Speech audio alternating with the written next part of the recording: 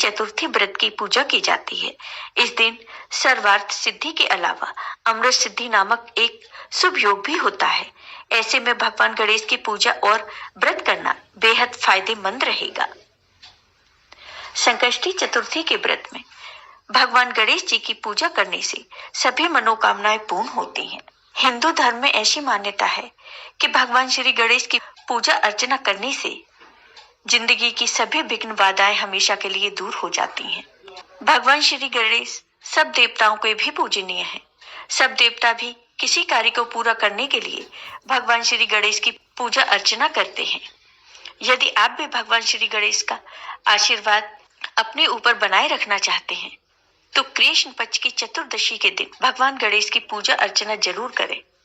फागुन कृष्ण पक्ष की चतुर्थी तिथि को बहुत शुभ माना जाता है। भगवान श्री गणेश इस दिन पूजा, व्रत, पारण, मंत्र और कथा से विशेष प्रसन्न होते हैं।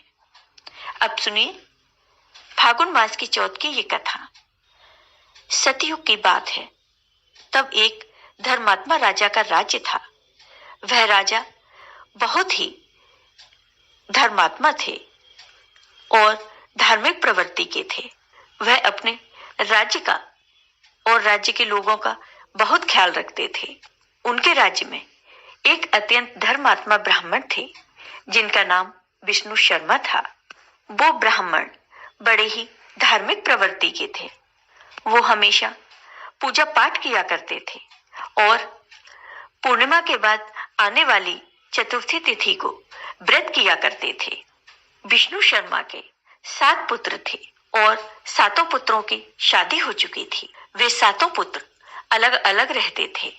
विष्णु शर्मा की जब वृद्ध अवस्था आ गई तो उनसे पूजा पाठ नहीं हो पाता था। इसलिए उन्होंने सोचा कि मैं अब अपनी बहुओं से चतुर्थी का व्रत रखने को कहूंगा।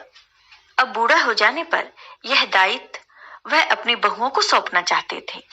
तब वो ब्राह्मण अपनी बहुओं के पास जाते हैं और अपनी सब बहुओं से कहते हैं कि तुम सब गणेश चतुर्थी का व्रत किया करो। विष्णु शर्मा स्वयं इस व्रत को हमेशा किया करते थे। इसलिए वह अपनी बहुओं से भी चाहते थे कि वो भी गणेश चतुर्थी का व्रत रखें। जब उन्होंने अपनी बहुओं से इस व्रत के लिए कहा तो बहुओं ने नाक भौं सिकोड़ते हुए उनकी आज्ञा को नहीं माना और उनका अपमान कर दिया। अंत में छोटी बहू ने अपने ससुर की बात मान ली और अपने ससुर से कहा, पिताजी आप चिंता न करें, मैं आपके साथ गणेश जी की पूजा किया करूंगी और गणेश चतुर्थी का व्रत भी रखूंगी। तब ससुर जी अपनी छोटी बहू पर बहुत प्रसन्न हुए। फिर फागुन मास की चौथ का दिन आया तो छोटी बहू ने अपने ससुर के साथ व्रत रखा और उसने पूजा के सामान की सारी व्यवस्था की और अपने ससुर के साथ गणेश जी का पूजन किया और व्रत रखा। शाम को छोटी बहू ने गणेश जी की पूजन अर्चन करके अपने ससुर जी को भोजन करा दिया। फिर सभी लोग सो गए। जब आधी रात हुई तो विष्णु शर्मा को उल्टी और दस्त होने लगे। विष्णु शर्मा ने आवाज लगाई तो छोटी बहू आई।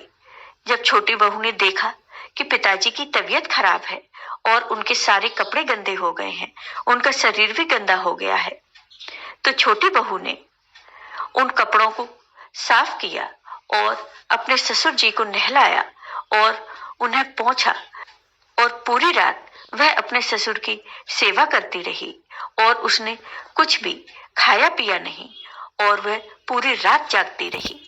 व्रत के दौरान रात्रि में चंद्रोदय पर स्नान कर फिर से श्री गणेश जी की पूजा भी की, विधिवत पारण किया। विपरीत स्थिति में भी अपना धैर्य नहीं खोया।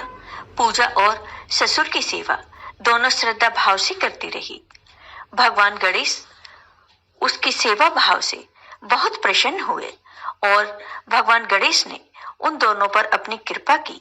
अगले दिन से ही ससुर जी का स्वास्थ्य ठीक होने लगा और छोटी बहू का घर धन धान्य से परिपूर्ण हो गया। फिर तो दूसरी बहुओं को भी इस प्रसंग से प्रेरणा मिली और उन्होंने अपने ससुर से क्षमा मांगते हुए फागुन कृष्ण संकष्टी गणेश चतुर्थी का व्रत किया और साल भर आने वाली हर चतुर्थी का व्रत करने का शुभ संकल्प लिया।